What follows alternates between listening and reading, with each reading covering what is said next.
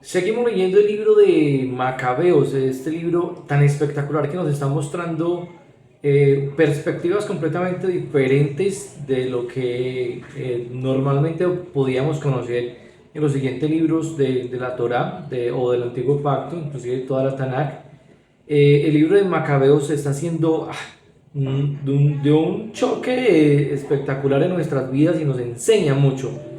Hay que también validar todo lo que inicialmente se puso por obra en temas de la revolución. Eso hizo que sucedieran tantas cosas. Aquí ya, véase los siguientes lecturas. Hoy vamos a empezar con el 4 porque el 4 también nos va a hablar muy a profundidad de todas estas cosas que nos dejan ver cómo fue una vida, un concepto desde la guerra como tal. Vamos a leerlo en el nombre de la don Yeshua. Yo espero que usted esté ahí súper conectado conmigo para que lo lea. Perdón por el ruido, pero bueno, necesitamos hacerlo de todas maneras, hacerlo con el corazón. Dice: Georgias tomó consigo 5.000 hombres de a pie y 1.000 de a caballo y se puso en marcha de noche. Estamos leyendo ya Macabeos 4. Para caer sobre los judíos y desbaratarlos por sorpresa. Ya había una misión para ir en contra de los judíos. Tenía con él la gente de la ciudadela que lo guiaban, pero Judas lo supo y salió a su vez con sus guerreros con intención de asaltar el ejército del rey que estaba en Emaús. Recuerden que estamos viendo que Judas era el hijo de Matatías, aquel personaje que decidió rebelarse y decidió ir de frente contra todo ese sistema arbitrario que tenían algunos, el rey, por ejemplo.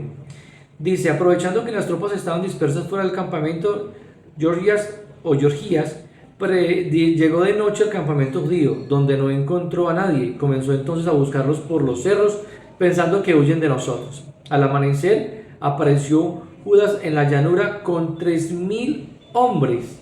Con 3.000 hombres, imagínense, que no tenían ni los escudos ni las espadas que hubiesen deseado para poder pelear, para poder ir en contra de aquellos que les querían hacer daño. Vieron el campamento de los paganos, que era poderoso, bien defendido y rodeado de hombres a caballo, toda la gente experta en la guerra. Judas dijo a los suyos: no teman el número de enemigos, ni se acobarden frente a sus ataques. Recuerden cómo nuestros antepasados fueron salvados en el Mar Rojo cuando los perseguía el ejército del faraón. Clamemos a Yahweh. Si Él quiere, se acordará de su alianza y derrotará hoy mismo ese ejército delante de nosotros. Qué bendición confiar en el Abacados. Y todas las naciones reconocerán que alguien libera y salva a Israel. Los paganos miraron por este lado y vieron que los judíos bajaban hacia ellos. Luego salieron de su campamento a presentarles batallas. Judas hizo tocar la trompeta y sus hombres atacaron. Los paganos fueron derrotados y huyeron hacia la llanura. Yahweh les concedió ¿qué? La victoria. Pero todos los de la retaguardia cayeron bajo la espada. Los persiguieron hasta Jazer, los llanos de Idumea, de Azoto y de Jamnia, matando a cerca de 3.000 enemigos. Cuando Judas y sus combatientes dejaron de perseguirlos, él les dijo: no piensen ahora en el botín, pues otra batalla nos espera. Georgias está con su ejército en los cerros cercanos. Manténganse listos para combatirlos y luego podrán tranquilamente recoger los despojos. Esa fue la consigna después. Estos se dieron cuenta que los suyos habían huido y su campamento había sido destruido. Bastaba con ver el humo. Se atemorizaron mucho cuando además vieron en la llanura el ejército de Judá dispuesto a la lucha. Huyeron al país de los filisteos. Judas y sus hombres volvieron entonces para saquear el campamento. Recogieron valioso botín. Al regreso cantaban y exaltaban al cielo, porque es bueno, porque es eterna su bondad, decían. Aquel día Israel consiguió una gran victoria. Los paganos que se salvaron llegaron allá a anunciar a Lisias lo sucedido, y este al escucharlos se quedó consternado y abatido, porque las cosas no habían sucedido en Israel como lo esperaba y no se había logrado lo ordenado por el rey. Al año siguiente organizó un ejército de 70.000 hombres y 5.000 caballos para hacerles frente. Pasó por Idumea y acampó en Betsur. En ese lugar, Judas le salió al encuentro con 10.000 hombres. A la vista de un ejército tan poderoso, rezó o clamó así: Bendito seas, Salvador de Israel, que quebraste la fuerza del guerrero por mano del siervo David, y entregaste el campamento de los filisteos en poder de Jonatán, hijo de Saúl, y del que llevaba sus armas. Del mismo modo, entrega ese ejército en manos de tu pueblo Israel, y cubre de vergüenza a sus combatientes, como a su caballería.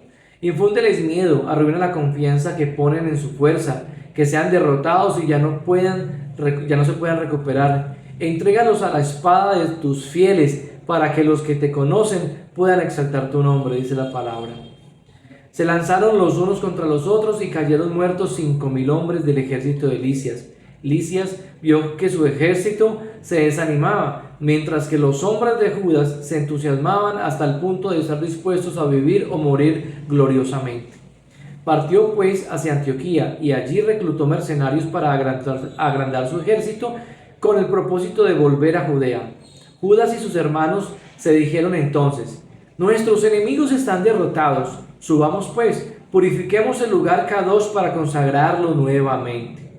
Y juntando todo el ejército subieron al monte Sión. Allí encontraron el santuario abandonado, profanado por el altar, quemadas las puertas, la hierba crecida de los patios como en un bosque o en un monte, y las habitaciones destruidas. Rasgaron sus vestiduras y lloraron amargamente, y se echaron ceniza sobre la cabeza. Se postraron rostro en tierra, tocaron las trompetas y lanzaron gritos al cielo. Judas escogió 3 hombres que combatieran a los de la fortaleza mientras él purificaba el templo.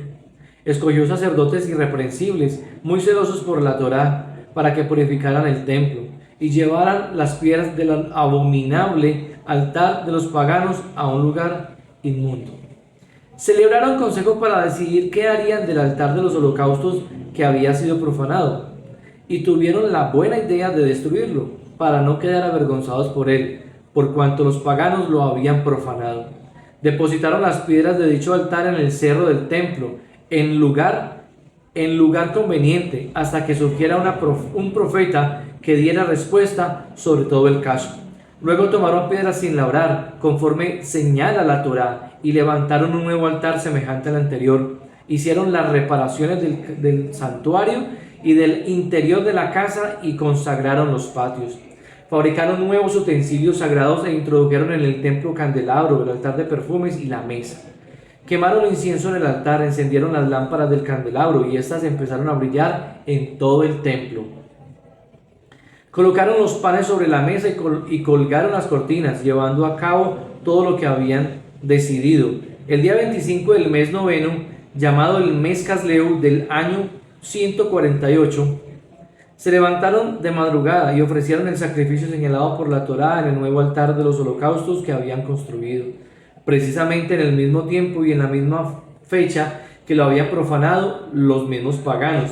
Fue consagrado con cantos acompañados de cítaras, arpas y címbalos. El pueblo entero se postró rostro en tierra y bendijo al cielo, que les había concedido el feliz éxito.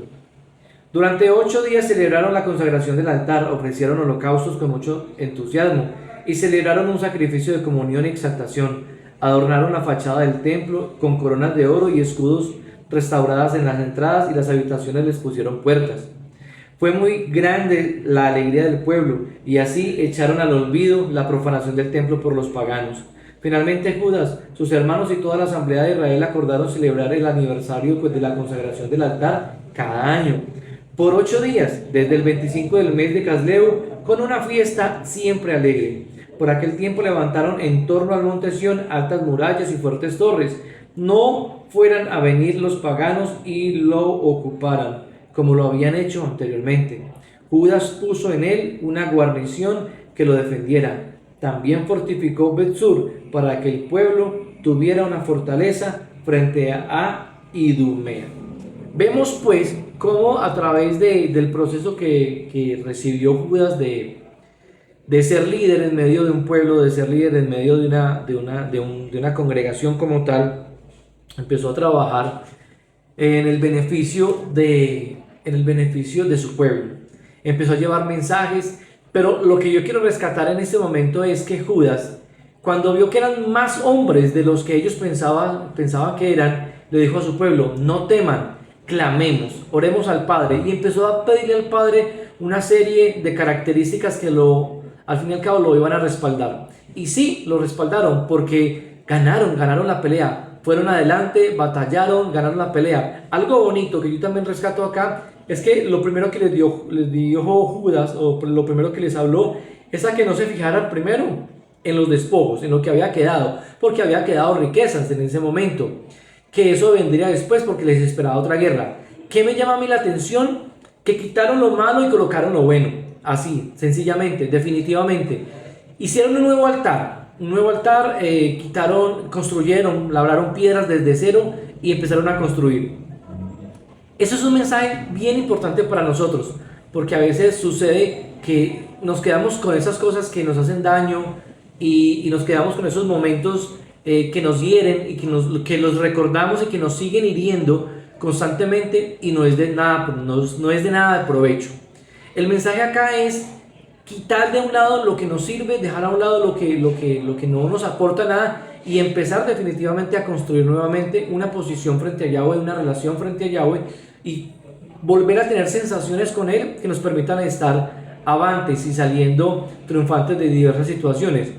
Yo no sé situaciones de las que cada uno de nosotros vivimos, yo sé mis situaciones, cada uno de ustedes sabe cuál es su situación, que sabe que le molesta, sabe que le está dañando. Ahí es donde tenemos que empezar a caer en cuenta de cosas, empezar a construir, empezar a llenar nuestro corazón, nuestro lev de las cosas de Yahweh para poder empezar a continuar bajo el proceso de rendición de cuentas hacia Él. ¿Qué es rendirle cuentas hacia Él y por qué tenemos que rendirle cuentas hacia Él? Porque sencillamente nos debemos a Él. Él nos da la vida, Él nos da un patrocinio, Él nos muestra qué tenemos que hacer, nos traza una ruta, por allá lo dice el libro de Jeremías. Entonces, nada, esos son principios que tenemos que adoptar nosotros. ¿Qué hizo acá en el libro de Macabeos Judá, hijo de Matatías?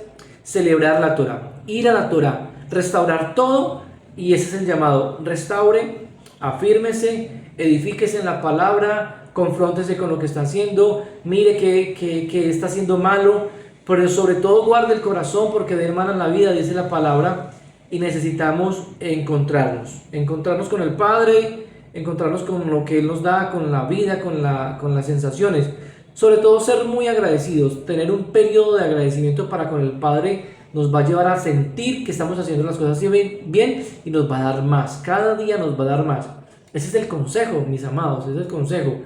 Comparta el video, suscríbase al canal, denle like, ahí siga leyendo los diferentes libros, los diferentes capítulos, del libro de Primera de Macabeos.